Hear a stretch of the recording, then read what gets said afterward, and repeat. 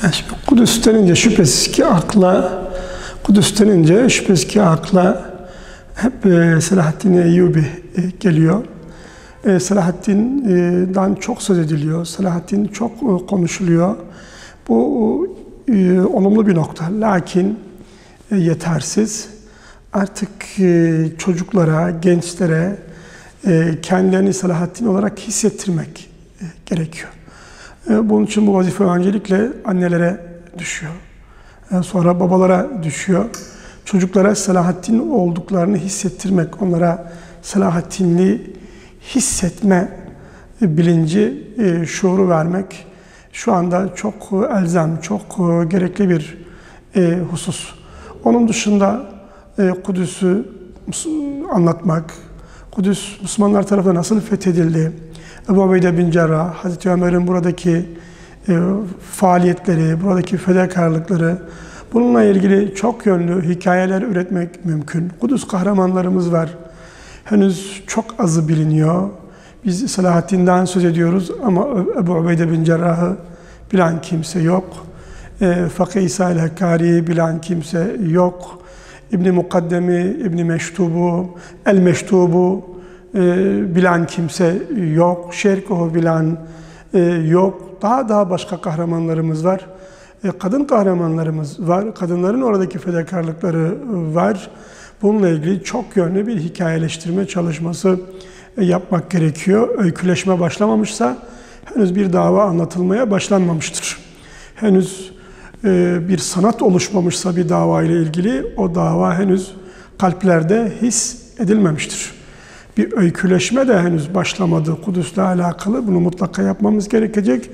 Bununla beraber öyküleşmeyi de aşarak bizim bir Kudüs sanatı, Kudüs davası sanatı üretmemiz gerekiyor. Burada resim de olur ama tiyatro da olur, müzik de olur.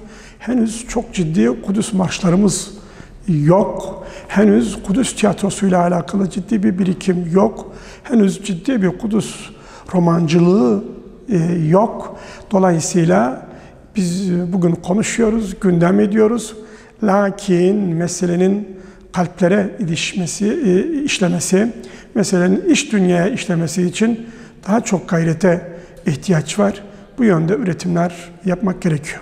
Sadece Kudüs özelinde çalışan bazı sivil toplum kuruluşları var. Her birisi kendi alanında çalışma yapıyor.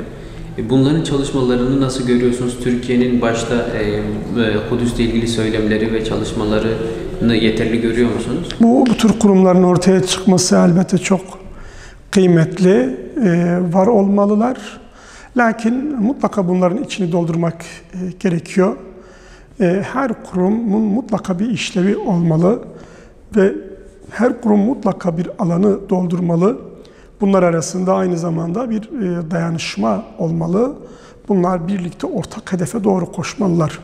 Biz Kudüs'ün kurtuluşundan söz ederken esir meselesini gözden kaçırabiliyoruz. Halbuki İsrail bugün bir esir meselesini baştan başa hem Filistinlileri hem İslam dünyasını rencide etmek, aynı zamanda zulme alıştırmak için kullanıyor.